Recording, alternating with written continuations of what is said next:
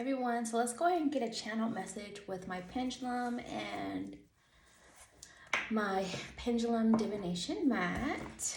Let's go ahead and see what the message is for today.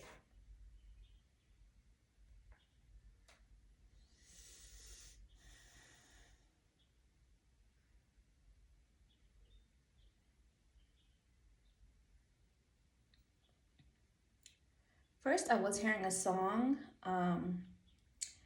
but where the pendulum is landing is right between the Emperor and the Devil tarot card symbols. So it was right here. I don't know if you can see because of the cinematic mode, but it was between the Emperor and the Devil. It was going in that direction. So the song I was hearing was, I don't even know all the words, but it was Pretty Little Baby. Just now. I am taking this as a message for needing to work on your own self-confidence again. Self-confidence because of it was on the Emperor and the Devil, so it kind of just feels like for a few of you, maybe you're giving someone or something way too much power over how you're viewing yourself, your abilities, your gifts, your appearance, your talents, just the status of your life or whatever it is. You're giving something else too much power, and you need to, that Pretty Little Baby song in my head is just, and I'm taking it as just like needing to work on seeing the beautiful side of yourself or your life or your abilities and your talents again.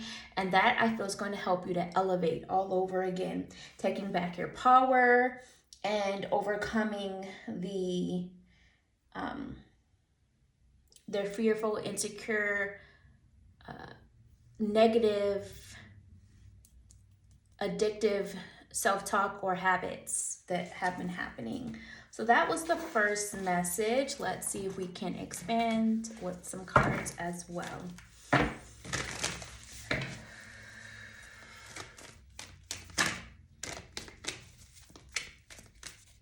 Okay, so the focus of this message is this year, and it is the Five of Plastics, also known as the Five of Pentacles, because this is the Mean Girl Tarot. So this year,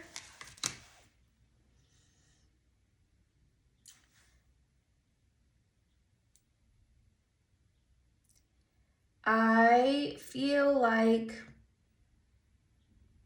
it's kind of tying into the message I was just talking about like self-confidence and self-worth. How can you change up some of your habits to not, how to explain this? Okay, so I'm just going to explain the image intuitively, and hopefully you can take that as a symbol for what I'm trying to say. So looking at this image, it's the scene from the movie where she had to sit behind the guy in class that always has gas. Can you see? So she and the others around this person are feeling turned off by it. And I feel like this is like a dual image of something that's going on inside of who majority of people who are seeing this in different ways. In some ways, you may be disgusted by either past actions, past choices of the self that you have made, and you're working on overcoming that. And the other side of it is some of that shame. But if you think about this, like, there are probably some things that this person can do to not have this issue. Example, changing up their diet or things like that. So again, this is not a literal situation. This is more of a symbolic for what can you do to change things up that are within your power to hopefully help alleviate an issue so that you're not continuing to either turn others off to some of your choices and decisions, or maybe it's just your approach. Maybe, for example, it's not what you're saying, it's how you're saying it. Maybe you're not hearing someone out clearly because you're stuck in how you view things so badly that you don't even realize that you're hurting people. I'm also getting silent treatment is what I'm hearing. So it's like some people in your life, or maybe it's you, turn to the silent treatment rather than addressing issues or talking about it, and that's actually hurting the other people or even yourself more than it is than to just talk things out. So these are just some of the message I'm getting with that. So again, working on self-esteem, and gaining back your power, because even with this being 5, these are crowns up here, 5 crowns. 5 is the number of change, right? Change can be uncomfortable. So although this is kind of maybe an uncomfortable stage to get to this level of change, it's all happening to help you reevaluate either how you're feeling about it, your approach, the methods. It's time to change things up somehow. Let's see what else is coming through. Love. So showing yourself some unconditional love, and doing that can also mean being a little bit more of a tough love on yourself, not just being like, oh, that's just how I am, and expecting others to constantly put up with certain things. If it's not something you're proud of and you know that it is something that you can work on, maybe you need to be real with yourself and realize that you've gotten comfortable in some sort of a uncomfortable stage, because it gives you an excuse out to not have to work on yourself or change. Or maybe it's someone else in your life who's doing that, and you can love them unconditionally, but maybe from a distance if they're not ready to do the self-work. So again, this focus on self-love.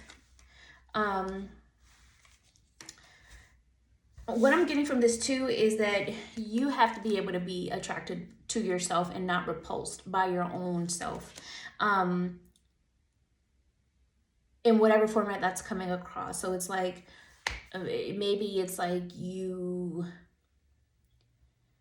don't like something you said to someone else one time, or that's been replaying in your mind. Or maybe you don't like that you gave into, broke a promise to yourself. These are just examples, but yeah, you gotta work on it. You can't keep dwelling on it in the shame. You can't keep sitting in that.